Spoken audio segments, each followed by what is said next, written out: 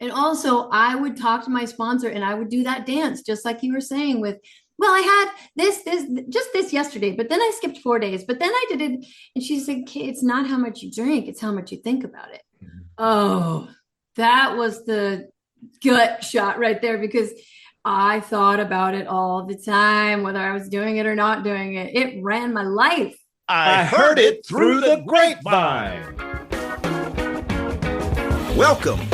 It's the AA Grapevine Half-Hour Variety Hour, featuring the collected voices of Alcoholics Anonymous. I'm Don, an alcoholic in Greensboro, North Carolina. Hey, Don, you world traveler, you. I'm Sam. I'm an alcoholic in Palm Springs, California. You know, it kind of was a world traveling. I went to the International AA meeting at the General Service Office. There's an AA meeting every Friday at 11 o'clock, and everyone's invited. It was international. There was a guy there from Sweden. There was a woman there from Guyana who spoke, did the lead. It was just fantastic. Wow. And you could just feel, I go to meetings in Greensboro, a small town compared to New York City. And just to feel that AA is spread all over the globe and people just like me couldn't quit drinking and found this solution. It's amazing. Yeah, it is. So tell me about the meeting real quick. Was it a large meeting? I'd say there was about 10 staff members and 10 visitors. Oh, that sounds nice and intimate. It was. I think everyone went around and shared by the end of the meeting. But it's right on the 11th floor. I hope I have that right. Well, if not, someone will let you know. I promise. And it's right across the hall from the archives. And I went up there, spent 2 days in the archives going through all the grapevines and making Nerd. an index of the humor column and the cartoons. Oh, okay. So fun nerd. And no one has thought to index the humor at all. And this is important to me because I take humor seriously. So have you taken on a new service position? I think so. But I mean, there was a lot to go through looking at each one. And I discovered a few things like the first cartoon and the first humor column in the Grapevine were both in issue number 2 in July of 1944. The first one was a reprinted cartoon. It was called Fighting for a Pint Pot. It was a reprint from the early 1840s. So, I mean, a really old cartoon. So 2 centuries ago. 2 centuries ago, but it was about alcoholism. Things haven't changed. It was drawn by a cartoonist called George Cruikshank.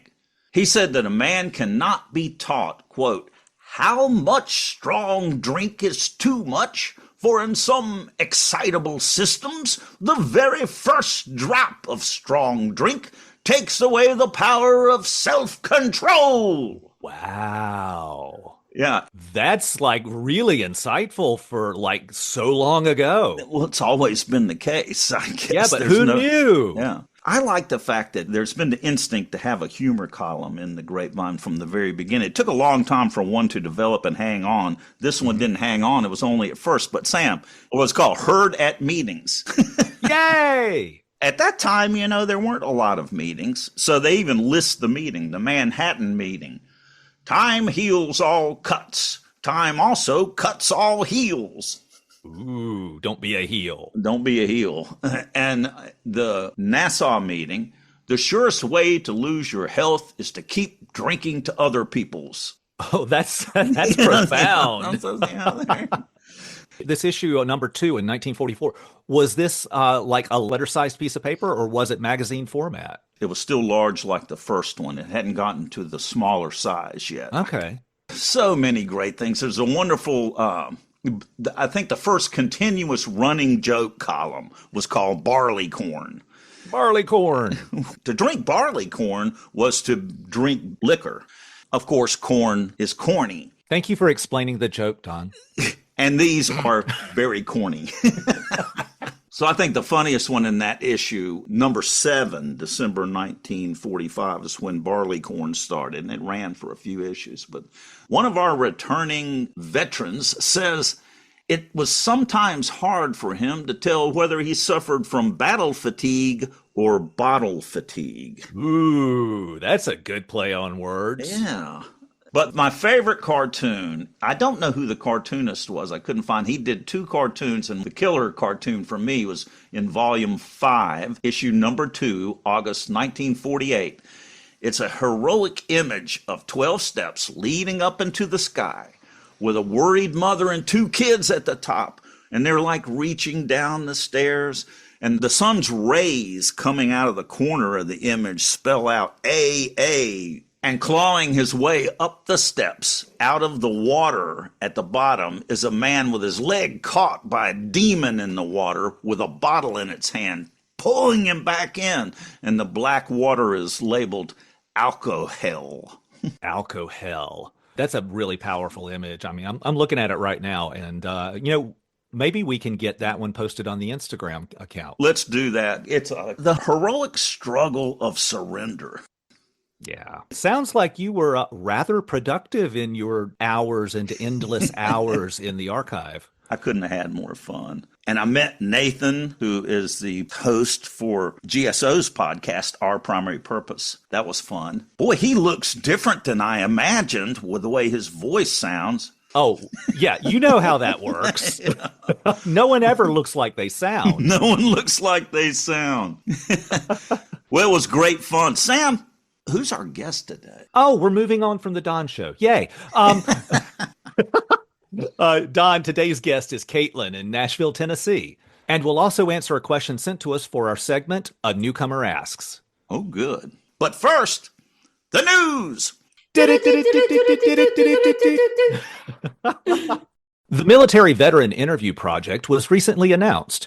It invites AA members who are veterans of the United States or Canadian Armed Forces to participate in a unique opportunity to share their experiences. There will be several audio interviews in which anonymity-protected AA members who are military veterans share their experience, strength, and hope, focusing on the intersection of military service and recovery in AA.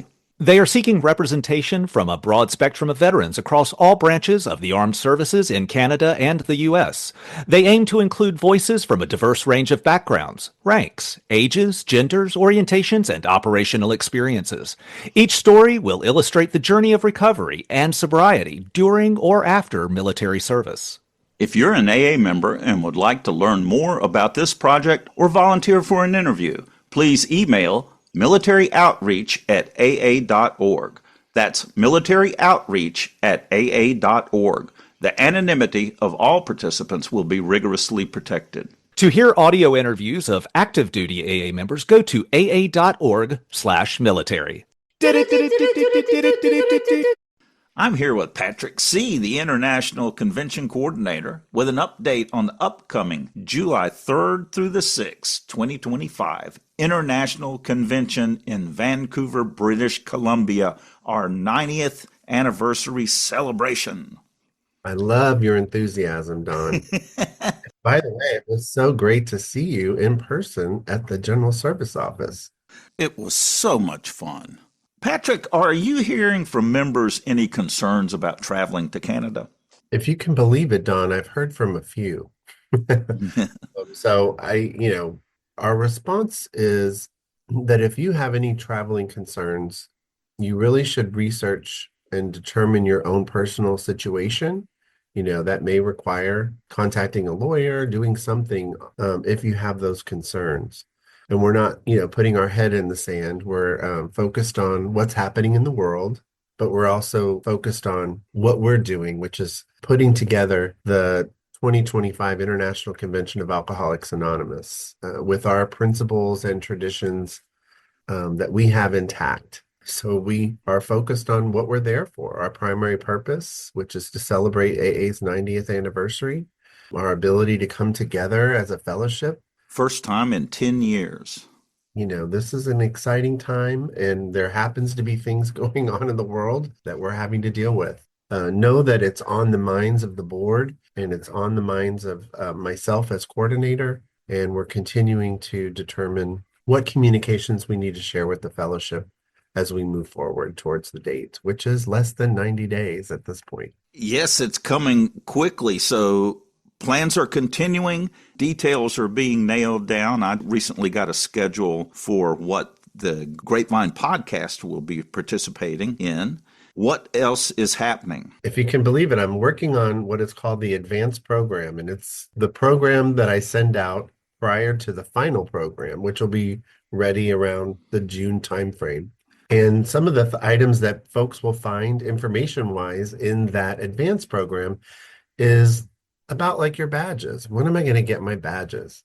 And badges will be mailed in the May-June timeframe, in time for you to receive them, along with any other ancillary products that you may have purchased, such as your transit pass or your souvenir book, so you can bring all that stuff with you. One of the other questions that we're getting asked about is the mobile app. When is the mobile app going to be ready? You could actually download the convention mobile app today, but there's nothing there. There's nothing in it because we're still working on launching it.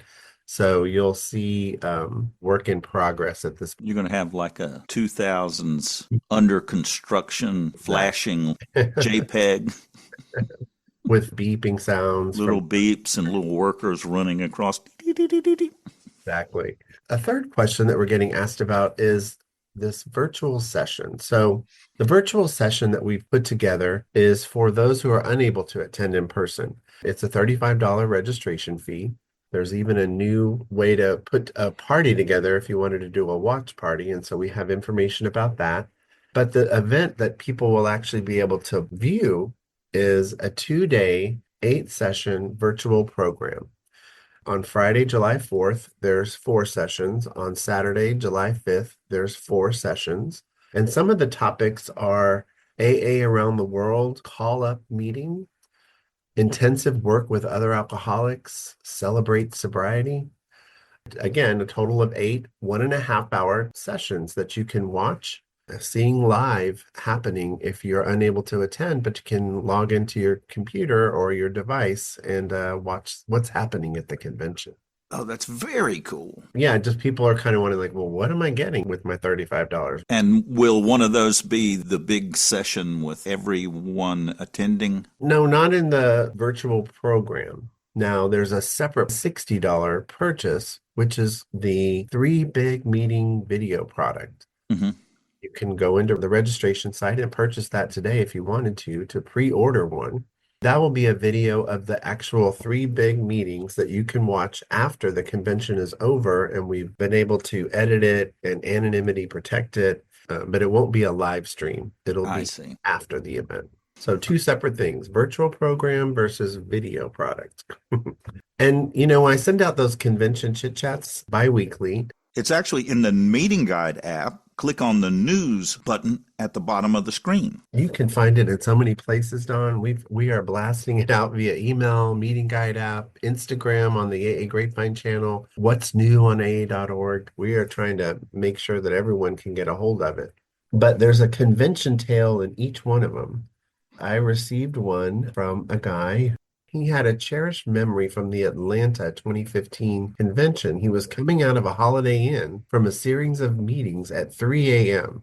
In the traffic circle in front of him was a heavy police presence. He asked a motorcycle cop, why were there so many police? And the cop explained to him that their staffing model used was based on the crowd size, and they ramped it up accordingly. So there were squad cars and mounted police and motorcycles and ambulances and paramedics. But they had nothing to do. There was no need for police, jails, or SWAT teams with our friendly group of conventioneers. He said that he was excited to be connected, happy, joyous, and handcuff-free. Yes, our brawling days are in our past. So again, I think people have some really interesting things that they encounter when they're at the International Convention. Very cool. Well, Patrick, thanks for joining us. I appreciate it. See you next month. Keep coordinating. Will do.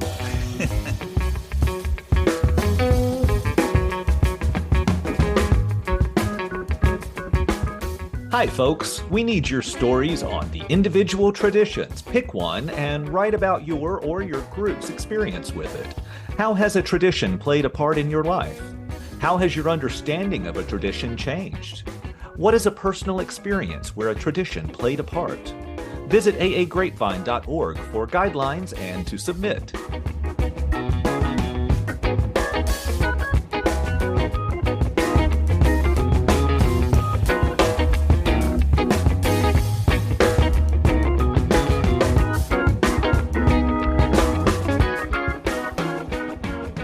Well, hi, I'm Caitlin. I'm a grateful recovering alcoholic outside of inside Nashville, Tennessee. Wait, you're inside right now. If you were outside, we'd be like seeing trees and grass, okay? Yeah, it's a little on the inside. Yeah. When did you get sober? May 29th, 2021. So I'll have another one coming up here in this. So in 2021, that's in the pandemic was going on strong. Did you get sober on Zoom? Yes. And let me tell you, I think isolation was the thing that finally got me to the bottom. As soon as my husband would leave town for work, that was my chance to just get hammered like an old bent nail every time he left. And it got worse and worse. The nightly bath was another enabling thing where, you just sip wine. And eventually I was in there thinking, I am going to have to end this. I need to drown myself because there's no way I'm going to get away from this. It has me licked. And so every night I would try to contemplate ending it underwater in that tub. But felt like, I felt like, man, I have too many people who love me too much and I don't want them to hurt. So, Caitlin, you just gave us a modern description of the illustration that Don was describing earlier of that water being alcohol and people wanting, reaching for you to, wow. Yeah, I needed to drop the rock even in that little amount of water in there. It's like I got on some online meetings because I have a friend who suggested, and I Googled Women's International Marathon because that's what this 12-year long timer suggested to me. And that's when I saw all those women with coffee cups that were probably full of booze. And there's no possible way these people can have this much time sober. I can't get a day. What makes them so special? It's hard to believe, isn't it? Zero faith in humanity, especially at that point. So, I would watch these meetings while my husband was gone, and I was left with my own thoughts and my own bargaining and my own looking in the mirror, and with no distraction because I'm a performer by trade. And so I'm busy thinking about what everybody else thinks of me. But when no one's there and I'm drinking and thinking I'm not hurting anyone, I was left with my own thoughts every time. So I would bargain with myself every night. And I remember one of those women posted on the screen, "Hey, call me if you want to talk about getting sober." And I called her and I said, "Well, I don't think I'm an alcoholic because I'm not one of those," here we go, classic, "one of those homeless people living under a bridge." Right. And she said, "Okay, well," and I said, "I have some Sauvignon Blanc in the fridge right now and I'm fine. I'm not drinking it." And she said, "Well, do you want to maybe pour it out while you're on the phone with me?" And there was this long silence. And I said, "No." The proper answer. Yeah, no. And she said, "Okay, well, I'm here when you're ready." And I thought, well, screw you. It was just, so I hung up and I thought, okay. And I looked in the mirror again. Here goes the bargaining. If I cannot drink this tonight, then I'm not an alcoholic. And if I do drink it, I promise to myself that I will either drown myself or I will get on that meeting the next day and call myself an alcoholic. Attempted suicide is part of my experience. And how alcoholic is it that I'm going to try AA or I'm going to kill myself? I mean, and that sounds ridiculous today, but it is so where I was. And that's what you're describing. Yes. Too afraid to live, too afraid to die. Right. Yeah. And you're also giving yourself an alcohol test. And the reason when I came in I was ready was because I had failed those tests again and again. Did you fail? Well, of course I failed. I drank it all. And I said, all right, I'm doing this. I logged on to the Women's International meeting. I raised my little virtual hand and I said, "I'm Caitlin. I'm an alcoholic." The drama of it. And everyone smiled and waved and said, "Hi, Caitlin." I said, "How are you all so dang cheery?" And I didn't understand it yet, but I was able to say it. I was able to start all my false starts. So, what was your next step? After that, my longtimer friend, Gregory, he suggested I try an in-person. And so, we were all masked up still. Mhm. And I went in there and I saw this super tall, lanky, blonde woman who was just surrounded by the sunlight of the spirit with her carabiner and keys hooked onto her kayaking shorts and her flannel and everything that reminded me of the Pacific Northwest that I grew up in as a kid. And I just wanted what she had. She was bright and shiny. And they talked about sponsorship and how important it was. And I went up to her afterwards and I said, look, this feels like I'm asking you to prom, but will you be my sponsor? So hard. And So she hard. said, sure, I will. There was no drama in it. The gift of desperation was starting in me. And we started reading from the beginning of the book because she said, I can only sponsor the way I've been sponsored. And I was bored, but I went through it. And I noticed that as we were learning about the history of AA and how there was 100 people, wow, there was 100 people. And then she was so excited that she was getting something out of it that she didn't get before. I thought, man, I just want what she has, like to be this excited about anything. So I kept going with it. Later in my sobriety, I've had far too many miracles to doubt that my higher power laid these things in front of me, things that blew my mind, that only AA has ever done for me in my life. What's one thing that blew your mind? Wow. So my husband and I, it was still in my drinking days, were trying to start a family. And my self-pity was just through the roof, and my drinking was through the roof. And every time I got a negative pregnancy test, I would drink, of course, and write sad songs about it. And we tried 2 fertility treatments that failed. And of course, each time it failed, it was my chance to drink. We had a couple of miscarriage losses, and then we did IVF, which is where you implant. And I went on a tour, and I could feel a strange pain on the way to London. And I didn't know this at the time, but the embryo was working its way into the fallopian tube, which is called an ectopic pregnancy. You have to do an emergency surgery where you remove the whole thing, your fallopian tube and the embryo, and say goodbye, and get the bad news and the whole thing. But if you don't have that emergency surgery, you can die. In the old days, as we were talking about, women did die from that quite often. And so I was on my way to the UK. I was in Manchester. I was very newly sober. I thought, here's my chance. I'm going to get sober and then we're going to have babies because that's how the deal works, And that's not what happened. I got through my one rehearsal for this tour that I was so excited about it, that I worked so hard for. And the pain was so bad that I was curled up on the sidewalk and just kind of screaming for help. I did almost die because I got the bad news and then waited 3 days for this emergency surgery to happen because that's as fast as they could. I had to share this room with all these women who were also awaiting these emergency surgeries, and it was so sad. And I had all my AA people texting me. I just have so much gratitude because I felt so covered, and I didn't realize that it was possible to feel angry and hurt and suicidal and loved and covered all at the same time. So I just couldn't believe that. And I get a little choked up about it because that gratitude is still there, and that overwhelming sense of gratitude that was somehow existing at the same time as the biggest pain in my life.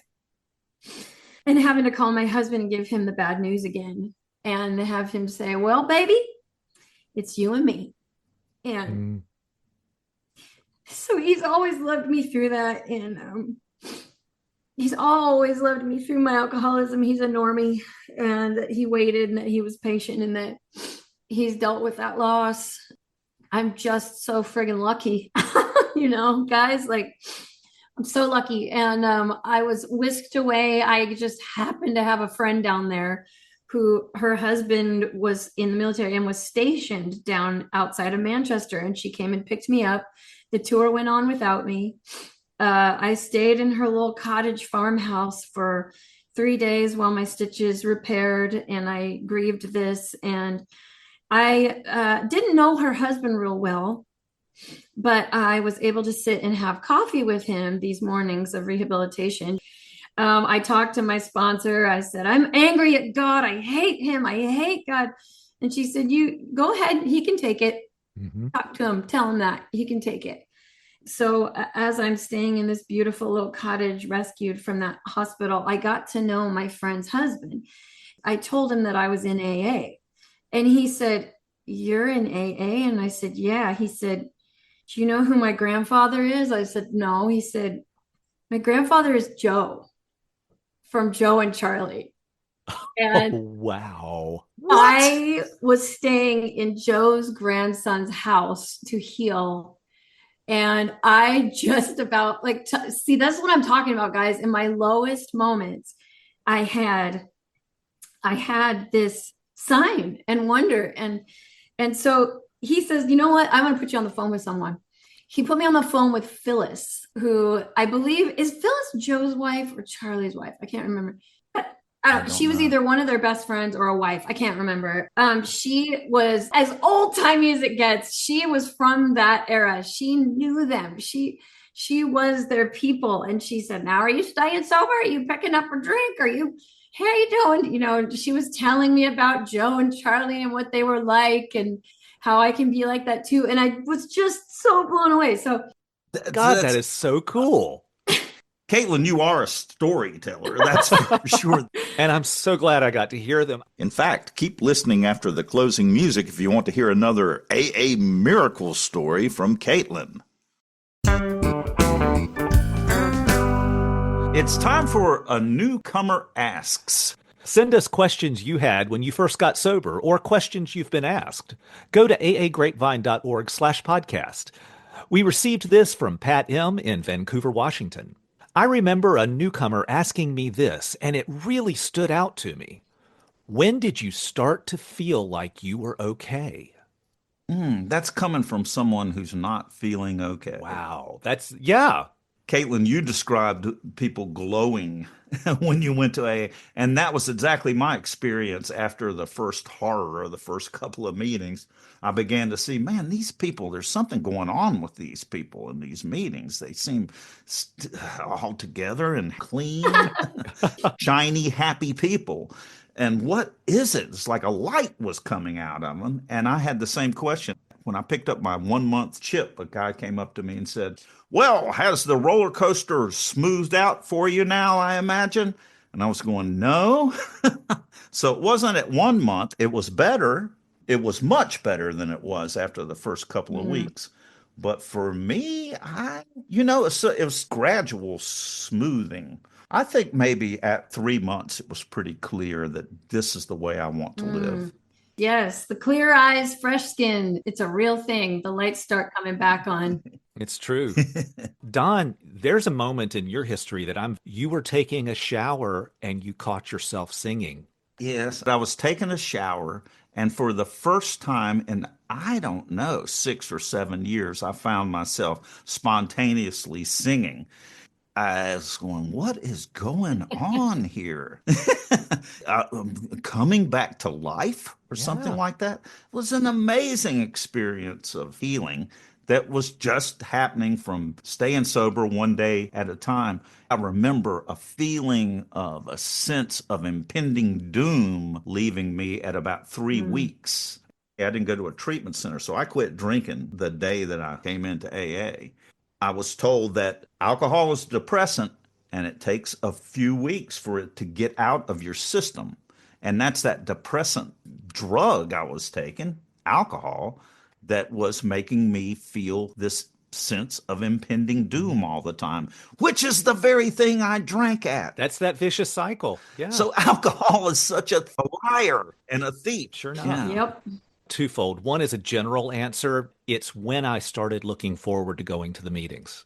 When I Yes. started looking forward to seeing the people that I was finally had gotten to know and let them get to know me. Go to meetings until That's Go you till it. you want to want to go to go. meetings. Yep. The other one is I have an airport story too, Caitlin. Woo, I want to hear. So this was at about 6 months sober. It was the end of the year holidays, and I lived in North Carolina at the time. And my grandmother and I were flying to New Mexico to bring in the new year with some family. This was my first time traveling in Oh, sobriety. And as we were boarding the plane, there was something shiny on the floor about 15 feet ahead of me or so. I was certain someone would pick that up before we got to it, and they didn't. And when I got to it, it was an aluminum 24-hour chip from AA. And I knew that I was going to be okay. And I had Mm. done my homework. We didn't have meeting guide then. And so it was, hit or miss finding meetings online. I had gone online to find meetings in this tiny little town of Belen, New Mexico. And then I got that chip and it was like, I'm going to be okay. Yeah, yep. that was a Yep. sign. Those are signs. Anyone out there who doubts whether those are signs or not, I promise those are signs. Well, Caitlin, can you think of a moment when it changed? Boy, my sponsor and I, meanwhile, as I'm getting sober, we are continuing to read the big book. This is how we did it, guys. This is how she sponsors. She read one sentence, I read the next one. And we alternated out loud like that throughout the entire 164 pages. Then it started bringing me to tears as we were reading because this book came alive to me. And it said, you've been placed in a position of neutrality, safe and protected. And that's when I knew it was going to be okay. And these signs would come up kind of small. Everything it has said has come true. Those promises, I memorized the promises, hoping the steps will come true. But but that was when I knew. Pat, thank you so much for sending in that question.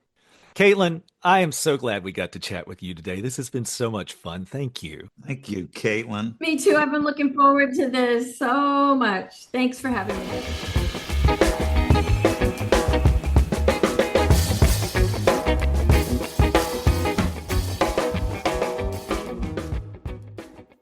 The Grapevine strives to be self-supporting. Please subscribe to the magazine or app and visit the Grapevine online store. The app is free in your phone's app store and has great content and features provided at no cost to you. But if you subscribe, you get so much more. And you support all things Grapevine, including this podcast. Oh, yeah. Only $2.99 a month.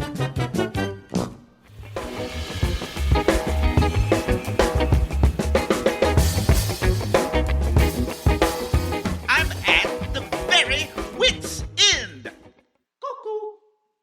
All right, guys, I got a cheesy one for you. How do you sing an AA country song? I don't know. You get your wife back, you get your house back, you get your dog back, you get your truck back. You don't get your beer back.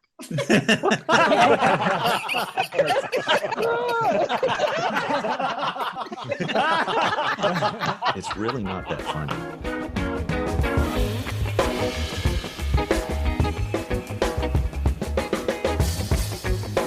Thanks for joining us. The AA Grapevine Half Hour Variety Hour is posted every Monday and is produced by AA Grapevine Inc. We don't speak for AA as a whole. We share the experience, strength, and hope of members to help others recover from alcoholism. All things Grapevine are available at aagrapevine.org, including our app and how to get in touch with us. Find us on Instagram and YouTube.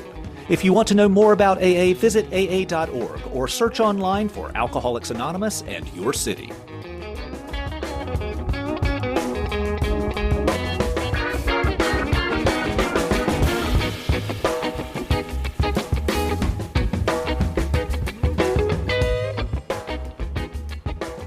So we're sitting in LaGuardia. Now, my husband, man, he's the one who's got it all together.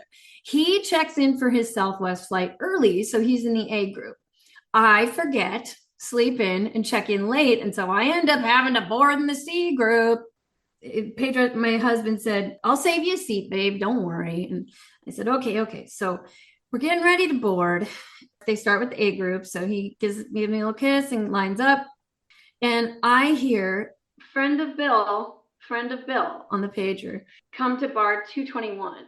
And I thought, friend of Bill? Well, my buddy Hunter has told me that this kind of thing happens sometimes. But surely someone who knows what they're doing is going to go over there and help whoever that is. And then I hear it again, friend of Bill, please come to bar 212. And I thought, isn't anyone who knows what they're doing going to go over there and help that person? You guys ever get that feeling where you just stand up and walk over there and you don't think, you just do it? I have chills right now. If not me, then who? Exactly. I am responsible. That is the part of the responsibility statement. And something picked me up off my butt and walked over there. And guess what, man? I turned around and the bar was maybe 10 feet away from me. Like I didn't know it was right there. So I laughed at that too. And I walked over there and it was very easy to see who needed help.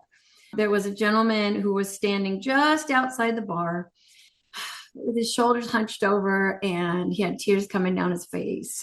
He was, maybe in his 60s or something. And I walked up to him and I said, "Hey, friend of Bill." Yeah. And I put my hand on his shoulder and I thought, I don't know what the heck to do, but I'm here. So he said, I had 6 months and I just picked up and I don't know why, but my wife is going to kill me. I don't know if I can even go home now. And this disease killed my brother. And you would think that would be enough for me to stop. I thought, oh, wow, this is where all those statements that have come pretty easy for me to memorize just came vomiting out.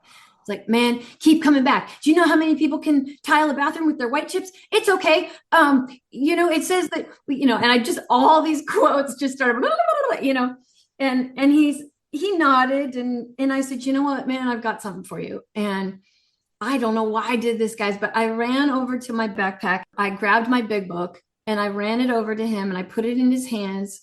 And this thing is just covered in highlighter and underlined and stickers everywhere. And I said, "I want you to read this all the way home.